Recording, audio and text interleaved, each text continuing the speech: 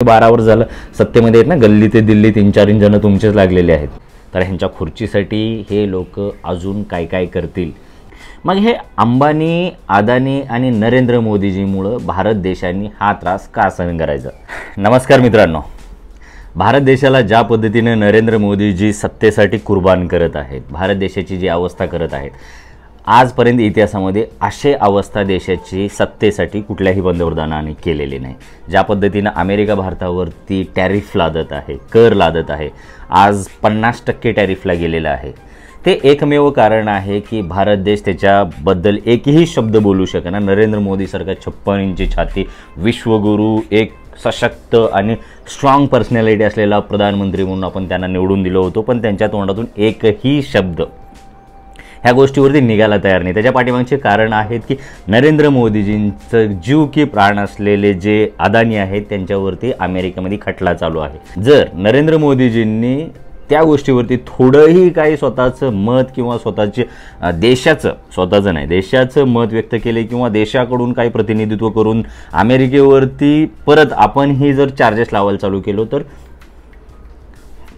नरेंद्र मोदीजींचा जीव की प्राण असलेल्या अदानीला डायरेक्ट उचलून नेऊन जेलमध्ये सुद्धा टाकलं जाऊ शकतं. त्याच्यासोबतच आता ट्रम्पने हेही सांगितलेलं आहे की रशियाकडून ज्या पद्धतीनं भारताने स्वस्त तेल घेऊन त्याला महागामध्ये भारत देशामध्ये आणि भारताच्या बाहेरसुद्धा एक्सपोर्ट केलेला आहे, त्याचा एकमेव फायदा अंबानीच्या कंपनीला झालेला आहे आणि ते एक द्रोहाच्या कॅटेगरीमध्ये येतं. त्याच्यामुळं हे एक्स्ट्रा 25% टॅक्स त्यांनी परत लादलेला आहे. म्हणजे तुम्ही बघितलात का, जगाच्या पाठीवरती क्रूड ऑइलची किमती सगळीकडे कमी असताना भारत देशामध्ये तुम्ही 100 रुपयानं तेल घेत होता. तेच तेल भारत देश नेपाळ असेल किंवा पाकिस्तान असेल किंवा आजूबाजूच्या ज्या छोट्या छोट्या देश आहेत त्यांना आपल्यापेक्षा स्वस्तामध्ये तेल विकत होतं आणि आपल्या विश्वगुरू भारतामध्ये आपल्याला ते तेल महाग घ्यावं लागत होतं.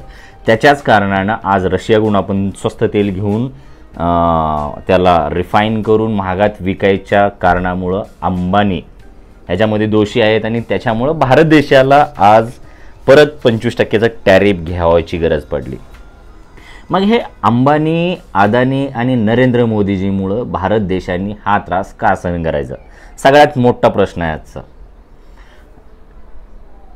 अंबानी त्यांनी त्यांचे पैसे कमवले, अदानीने अख्खा देश व्यापून घेतला, नरेंद्र मोदीजीने 11-12 वर्ष पंतप्रधानपद भोगलं आणि त्याचे जे काही दुष्परिणाम आहेत आज देशातील सर्वसामान्य जनतेच्या खिशावरती पडत आहे. तुमच्या दररोजच्या राहणीमानापासून ते तुमच्या प्रत्येक गोष्टीवरती जो टॅक्स लादला चालला आहे, तुमच्या इन्कमवरती टॅक्स आहे, तुमच्या खाण्यापिण्याच्या गोष्टीवरती टॅक्स लादले गेलेला आहे, ह्या सगळ्या गोष्टीचे टॅक्स ह्या लोकांची झीज भरून काढण्यासाठी, ह्या लोकांचे लॉसेस भरून काढण्यासाठी किंवा ह्या लोकांना मोठं करण्यासाठी तुमच्याकडून काढलं चाललेलं आहे. आणि आपल्याला सांगितलं का जातं देशामध्ये धर्म खतरेमध्ये आहे. धर्म नाही, ह्या तिघांची आजची स्थिती खराब आहे देशामधले आणि ह्याच्यामुळं पूर्ण भारत देश आज कुर्बान केला चालला आहे. त्या अमेरिकेच्या पायापुढं असं लोटांगण घातलेलं आहे तिघांनी म्हणण्यापेक्षा देशाला घालायला लावलेलं आहे. हे तिघं सुखरूप आहेत. मग आता ह्याच्यातला रस्ता काय, ज्या पद्धतीनं नरेंद्र मोदी, राहुल गांधी म्हणतात की नरेंद्र मोदींनी 100 जागेवरती रेगिंग करून त्यांनी इलेक्शन जिंकलेले आहे. एका बाजूनं नरेंद्र मोदी देशामध्ये घिरत चालले, दुसऱ्या बाजूला इंटरनॅशनल लेवलमध्ये घिरत चाललेले आहेत आणि मोदीजीकडे एकाही प्रश्नाचं उत्तर नाही. आज मोदीजी सगळ्यात हताश पंतप्रधान म्हणून ह्या देशामध्ये वावरत आहेत. ना त्यांना देशातली संसद चालवता येणार, ना देशातल्या विरोधी पक्षांना उत्तर देता येणार, ना ते ऑपरेशन सिंदूर केलं का करून घेतलं हेही सांगता येणार. ते 4 आतंकवादी आजपर्यंत भेटलेले नाहीत. संसद चालू होती त्या दिवशी कुठल्या तर 2-4 माकडा पोरांना आणून मारलं त्यांनी. ऑपरेशन महादेव, पार्वती, सरस्वती असले काहीतरी नावं देऊन आपल्या इमोशनसोबत खेळण्याचा प्रयत्न केला जातो. जर त्यांचे ज्या दिवशी त्यांच्यावरती विषय संसदेमध्ये येतो त्या दिवशी जर मारत असाल तर तुम्ही कुठं लपवून ठेवला होता का त्या लोकांना? आजपर्यंत ते लोक का भेटले नव्हते? जर तुम्हाला सांगण्यासाठी जर 2-3 लोकांना मग जर मारलंच होतं तर त्यांचे चेहरे कुठं आहेत, त्यांचे फोटोज सांगतात काय की त्यांच्या केशामध्ये पाकिस्तानी चॉकलेटचे रॅपर सापडले. तर किती बालिशपणा सरकार आहे की 1ली-2रीच्या वर्गातल्या पोरांचे वादविवाद आहेत, इथंपर्यंत आणून ठेवलेलं आहे या देशाला. आज देशाची अवस्था एक काळ होता नरेंद्र मोदीजी सांगत होते रुपयाची किंमत गिरता। अरे ये नेपाल का रुपया नहीं गिरता है, बांग्लादेश की करेंसी नहीं गिरती है, पाकिस्तान की करेंसी नहीं गिरती, श्रीलंका की करेंसी नहीं गिरती। क्या कारण है हिंदुस्तान का रुपया पतला होता जा रहा है? ये जवाब देना पड़ेगा आपको। देश आपसे जवाब मांग रहा है। किंमत घसरली की पंतप्रधानाची किंमत घसरते। आता पंतप्रधानाची किंमत नाही आणि रुपयाची किंमत नाही।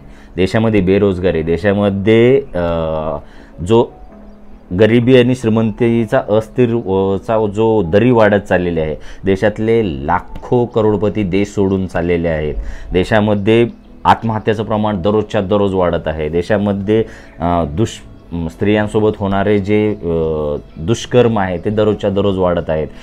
तिकडं बिहारमध्ये तर 65 लाख वोट त्यांनी कापलेलं आहे। डोनाल्ड ट्रम्पचं नावसुद्धा त्या बिहारच्या लिस्टमध्ये आलेलं आहे, पण तिथल्या तेजस्वी यादवचा त्या लिस्टमध्ये नाव नाही। म्हणजे एवढी अंधाधुंद सरकार आहे की काय हे समजायला तयार नाही। ह्या अशा सिच्युएशनमध्ये भारत कधीच नव्हता। आणि हे लोक म्हणतात की 70 वर्षामध्ये पाठीमागच्या सरकारने काय केलं। अरे एवढं सगळं तुमचा अंधाधुंद कारभार आजचा देश सहन करतोय आणि तरीसुद्धा देश चालतोय। ह्या लेवलला आणून ठेवण्याचं काम ह्या गेल्या पाठीमागच्या 70 वर्षाच्या कुठलाही सरकार असो, मग ते अटल बिहारी वाजपेयीचं असो किंवा काँग्रेसचं असो किंवा पाठीमागचे कुठलेही सरकार असो, ह्या सरकारने करून ठेवलेलं होतं। ह्या देशाबद्दलची त्यांची एक जबाबदेही होती, एक नैतिक जिम्मेदारी होती। कुठल्याही गोष्टीला जिम्मेदारीनं उत्तर देणं आणि जर ती जिम्मेदारी घेऊन त्या लोकांकडून काही चुका झाला असला तर ते राजीनामासुद्धा देत होते। आज भारताच्या पाठीवरती सगळ्यात अपयशी जर गृहमंत्री कोण असेल तर ते गृहमंत्री अमित शहा जे आहेत। त्यांच्या कार्यकाळामध्ये एवढे सगळे घोटाळे, एवढे सगळे अतिरेकी हमले होत आहेत, एवढे सगळे कांड होत आहेत, तरीसुद्धा त्या माणसाला थोडंही फरक पडत नाही। ते म्हणतात की नेहरूजींची चुकी होती। अरे ते 60 वर्षाच्या पाठीमागं मरून गेले, आजही तुम्हाला जर त्यांच्याच नावाने बोंबाबोंब मारत असेल तर तुमचं कर्तृत्व काय? तिकडे गडकरी फेकी करत राहतात, सगळे एवढे लाख करोड तेवढे लाख करोड। भारत देशामध्ये जिथं बघल तिथं रोडवरती खड्डे आहेत, रोड खाली ढासळून पडत आहेत, पूल नारळ फोडताना पडत आहेत, पावसामध्ये रस्त्याच्या रस्ते वाहून चाललेले आहेत। ही स्थिती आज गडकरींच्या ह्याची आहे, डिपार्टमेंटची आहे। मग सरकारमध्ये कोणतं डिपार्टमेंट काम करत आहे आणि त्याची जिम्मेदारी घेऊन गडकरींनी कधी एखाद्या ब्रिज पडला म्हणून राजीनामा दिला, कुठल्या अतिरेकी हमला झाला म्हणून गृहमंत्र्यांनी राजीनामा दिला, का पुण्यामधले कांड झाले देवेंद्रजींनी राजीनामा दिला? कुठल्या गोष्टी झाल्या आजपर्यंत? काहीतरी झालं मुळे झालं, काहीतरी झालं काँग्रेसमुळे झालं। अरे काँग्रेसची सरकार गेल्या 12 वर्षापासून आहे, त्या लोकांना त्यांचं समजणार। तुम्ही तुमचं कधी बोलायला चालू करणार? तुम्ही 12 वर्ष झालं सत्तेमध्ये आहेत ना, गल्ली ते दिल्ली 3-4 जण तुमचेच लागलेले आहेत। स्वतःची जबाबदारी जर हे सरकार घेत नसेल तर आता लोकांना विचार करायची वेळ आलेली आहे, लोक प्रश्न विचारायची वेळ आलेली आहे की जबाबदारी तुम्ही कधी घेणार आहात की नाही। असंही मोदीजींची खुर्ची जास्त दिवस टिकायसारखी दिसत नाही आणि ह्याच्या पुढं अजून देशामध्ये अराजकता जास्त माजू शकते। मित्रांनो, जाती भेद धर्माच्या वादामध्ये अजिबात पडू नका किंवा कुठलेही प्रोपोगंडा गोष्टी जर तुमच्यापर्यंत येत असतील, कुठलेही व्हॉट्सअपचे अनवॉन्टेड मेसेजला रिॲक्ट करायला जाऊ नका, कारण देशाची स्थिती येणाऱ्या काळामध्ये खूप वाईट स्थितीमध्ये जाणार आहे। कारण येणारे 1 ते 2 वर्ष ह्या देशातल्या सरकारला आणि ह्या देशाला खूप वाईट परिस्थितीमध्ये ढकलून देणार आहे।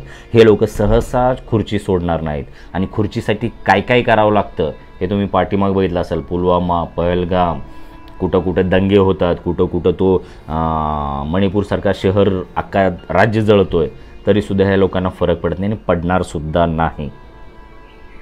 ह्या लोकांनी त्या अदानी आणि अंबानीसाठी जर देशाला आग लावली असतील तर ह्यांच्या खुर्चीसाठी हे लोक अजून काय काय करतील ह्याचा काहीही भरोसा नाही।